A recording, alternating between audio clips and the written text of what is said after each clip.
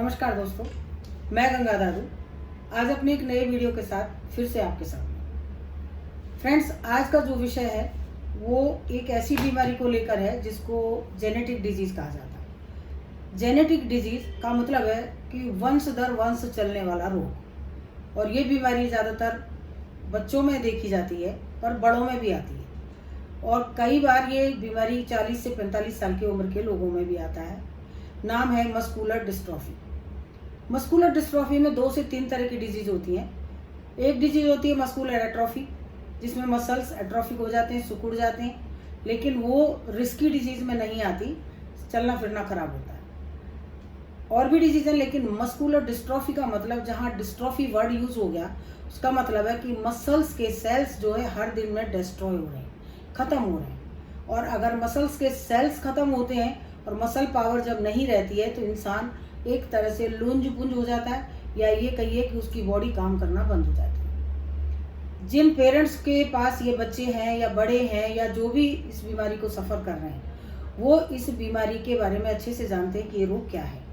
और दुर्भाग्य की बात एक और भी है कि उनके दिमाग में ये बात बैठा दी गई है कि ये जेनेटिक है, यानी तुम्हारे वंश से चलती आ रही है, चाहे माँ की साइड से आई हो चाहे पिता के साइड से आई हो, जिधर से भी आई है, लेकिन है वंशानुगत, यानी आपके परिवार से आई है।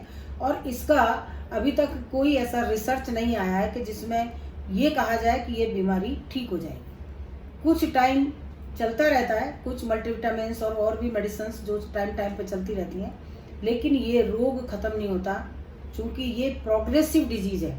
हर दिन में इसका जो लेवल है वो बढ़ता है।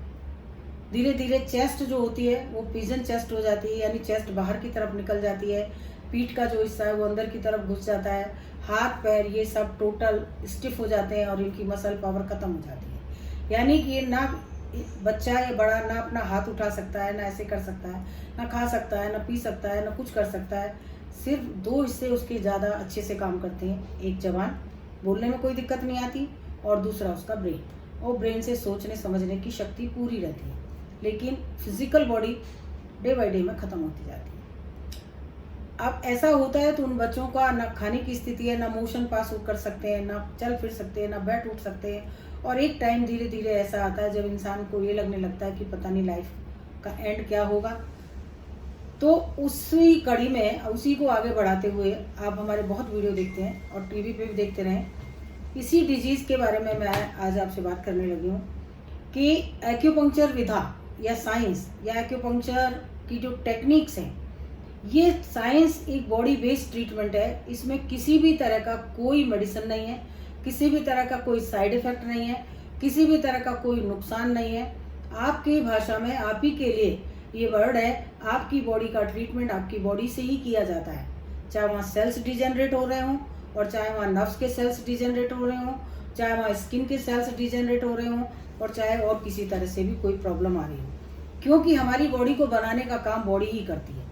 हमारे जितने वाइटल ऑर्गन्स हैं, वाइटल ऑर्गन से मतलब लंग्स, किडनी, हार्ट, स्प्लीन, जो भी हमारे ऑर्गन्स हैं, इनकी अपनी एक प्रोडक्शन होती है। ये हर एक आइटम, हर एक एलिमेंट हमारी बॉडी को इन ऑर्गन्स के थ्रू ही प्रोड्यूस होता है। लेकिन कुछ डिजीज़ में, चाहे उसे जेनेटिक कहो और चाहे उसे और किसी रूप में, अनेकों डिजीज़ और भी हैं, जिसमें से एक रोमेटॉइड आर्थराइटिस जो कि जेनेटिक नहीं है, लेकिन ऐसा ही रोग है वो भी। उसमें भी धीरे धीरे मसल पावर ख़त्म होती जाती है, पूरे जॉइंट्स वो स्टिफ हो जाते हैं, डिफॉर्म हो जाते हैं, चेंज हो जाते हैं। तो वो डिजीज़ भी ऐसी ही है। ऐसे ही माइस्थेनिया ग्रेविस है, ऐसे ही आपका जो मल्टीपल स्क्लेरोसिस है वो भी यही डिजीज़ है, उसमें भी नर्व्स के सेल्स जाते हैं। मोटर न्यूरॉन डिजीज़ वो भी ऐसी ही डिजीज़ है, इनमें भी सेल्स जाते हैं। लेकिन इन सेल्स को बनाने का प्रोसेस तो हमारी बॉडी ही कर रही है। ये क्यों नहीं हम समझ पाते कि हमारा शरीर का निर्माण हमारा बॉडी ऑर्गन कर रहे हैं, हमारा शरीर कर रहा है। तो अगर हमारे ऑर्गन का फंक्शन रेगुलर रहे, बराबर रहे, काम करता रहे, तो कोई भी डिजीज जो आई है वो भी खत्म होगी और आगे आने के चांसेस भी नहीं होंगे। उसी साइंस में एक्यूपंक्चर अपने आप में एक मुकाम रखता है। दादूस एक्यूपंक्चर में मैं आपका वेलकम करती हूँ। मेरा नाम गंगा दादू है, आप सब लोग जानते हैं, और हमारा क्लिनिक दिल्ली में है, पीतमपुरा में।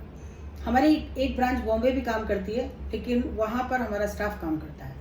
तो अगर किसी को कोई प्रॉब्लम है तो वहाँ के लोग भी आप हमसे कांटेक्ट कर सकते हैं। तो मस्कुलर डिस्ट्रॉफी के सिलसिले में आज मेरे सामने डॉक्टर तन्वी बैठी हैं। इनका ट्रीटमेंट करीब 15 साल पहले हमने 2007 या 8 में हमने यहाँ पे अपने यहाँ किया था। तभी इनको बहुत सारी प्रॉब्लम थी और मस्कुलर डिस्ट्रॉफी का ट्रीटमेंट पूरा हुआ।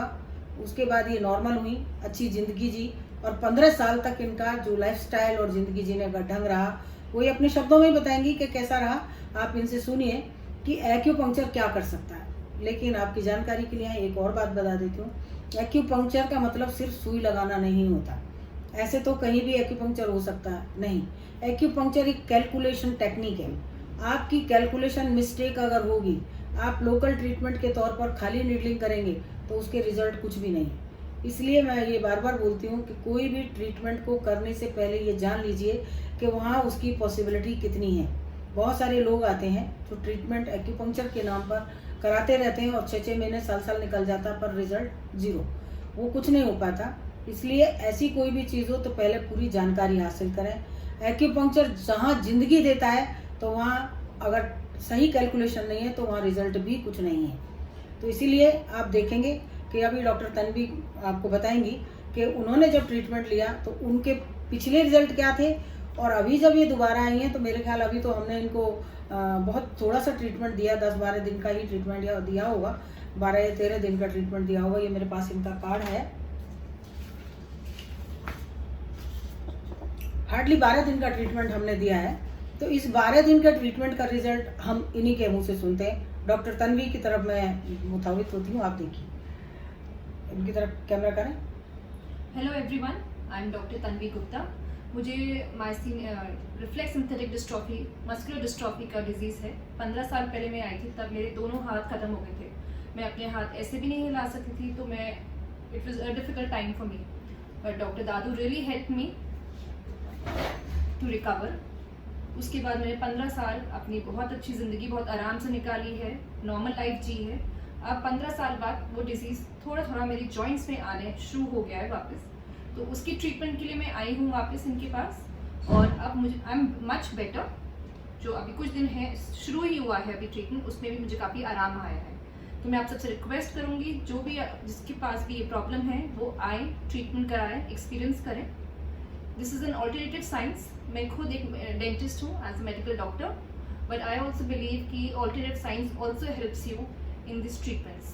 Thank you everyone. Doctor Tanvi, मैं ये जानना चाहूँगी क्योंकि ये डिजीज ऐसी है, हाँ जी, जो जेनेटिक कही जाती है, जिसमें ये कहा जाता है कि आपका जीवन जो आपकी बीमारी है ये आपके पुरखों से आई है या परिवार से आई है, और वो पारिवारिक डिजीज इंसान के दिमाग में एक तरह से बैठा दी गई है कि नहीं, इसका कोई इलाज ही नहीं हो सकता।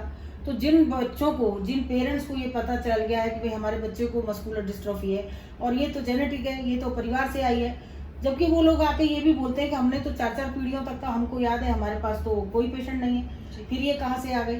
और अब चूंकि उनका बच्चा या उनके घर का व्यक्ति उसको सफ़र कर रहा है, तो ऐसी स्थिति में आप क्या कहना चाहेंगे? अगर ये जेनेटिक थी तो क्या आपकी रिकवरी होनी चाहिए थी? क्या बताना चाहेंगे हमारे दर्शकों को? अगर ये जेनेटिक डिजीज है भी, but doctor Dadu has magic in her hands. उनकी कैपेबिलिटी, उनका जो एजुकेशन है, जो उनके एक्सपीरियंस है, उससे उन्होंने मुझे ठीक किया है। तो मैं अपने पर्सनल एक्सपीरियंस के बाद 15 साल पहले और अब मैं ट्रीटमेंट प्लान्स में भी मैं आपको रोक रही हूँ। 15 साल पहले जब आए थे तो आपके हाथ काम करते नहीं थे, पैर भी नहीं, पैरों में भी दिक्कत थी, हाथों में आई थी। तब आपको हमने शायद कुछ थोड़े टाइम का ट्रीटमेंट दिया, 2 महीने का ट्रीटमेंट दिया, 2 महीने का ट्रीटमेंट दिया, और उस 2 महीने का इफेक्ट ये रहा कि आज आप 15 साल तक उसकी वजह से आप अच्छी और क्वालिटी लाइफ, बिल्कुल, मेरे 2 बच्चे हुए, सब हुए, बच्चे बड़े भी हो गए, सब कुछ normally as a normal life मैंने जी रहे लीड की। अब वापस थोड़ा सा पेन आने शुरू हुआ तो मैं पहले ही आ गई, ताकि वो चीज शायद एग्रीवेट तो ना हो। क्या आप ऐसा भी कहना चाहेंगे कि हाँ हम आपको कोई मेडिसिन देते हैं? नहीं, या कोई गाइडलाइन ऐसी देते हैं? कोई मेडिसिन नहीं है, कोई नहीं है, सिर्फ वो नीडल्स लगाते हैं और कुछ नहीं है। ये नीडल्स हैं और कुछ नहीं करते, बेसिक नॉर्मल नीडल ट्रीटमेंट है। तो मैंने तो इसके लिए कोई मेडिसिन नहीं खाई। आप देखेंगे कि ये कोई ऐसा ट्रीटमेंट नहीं है जिसमें कि आपको कोई किसी तरह की प्रॉब्लम होती हो, सिंपली एक निडलिंग मेथड है, लेकिन ये कैलकुलेशन है। ये मैं आपको फिर बार बार बोल रही हूँ कि ये निडलिंग ही सब कुछ नहीं है। निडलिंग को कैलकुलेट करके कैसे लगाया जाता है और क्यों लगाया जाता है, सवाल उस चीज़ का है। तो बात ये है कि न केवल मस्कुलर डिस्ट्रॉफी और बाकी डिजीज, तो आप डॉक्टर तन्वी आप ये कहेंगे कि आप पूरी तरह से संतुष्ट हैं और हमारे दर्शकों को भी ये कहना चाहेंगे? बिल्कुल संतुष्ट हूँ उनकी ट्रीटमेंट से। 15 साल बाद वापस आई हूँ तो वाकई ही किसी रीज़न से वापस आई हूँ। तो आप लोग प्लीज़ आइए, ट्राई कीजिए, बात कीजिए डॉक्टर दादू से, अपनी जितनी इन्वेस्टिगेशंस है, जितने क्वेश्चंस उनसे पूछिए और सेटिस्फाइड होकर ट्रीटमेंट कराइए। Thank you so much, thank you doctor Tanvi, thank you. Doctor Tanvi को आपने सुना, ये मैसेज आप सबके लिए इसलिए है कि बहुत सारे पेरेंट्स हैं जिनके बच्चों को ये परेशानी है, जिनके बड़ों को ये परेशानी है। डरने वाली कोई बात नहीं है। ऐसा नहीं है, संसार के अंदर सभी साइंस खत्म हो गई है, उनका ट्रीटमेंट नहीं होता, सिर्फ सवाल है कि हमको पता नहीं होता। तो आइए दादूस में आपका हम वेलकम करते हैं और हमारा एड्रेस, हमारा फ़ोन नंबर यहाँ आपको ज़रूर मिलेगा नीचे। प्रोग्राम हमारे यूट्यूब पे आप देख सकते हैं, दादूस एक्यूपंक्चर टाइप कीजिए, वहाँ हमारे सारे प्रोग्राम आते हैं। फेसबुक पे भी दादूस एक्यूपंक्चर हमारी आईडी है, और साथ में इंस्टाग्राम पे भी आप हमको फॉलो कर सकते हैं। इसके अलावा भी हमारा phone number, WhatsApp number, email ID सब इसके अंदर होता है। आप जैसा भी चाहें वैसा आप हमसे कांटेक्ट कर सकते हैं। मस्कुलर डिस्ट्रॉफी का ट्रीटमेंट जितना अच्छा दादूस एक्यूपंक्चर में है, बाकी मैं नहीं कह सकती, लेकिन एक्यूपंक्चर अपने आप में यहाँ तो मिरेकल का काम करता है।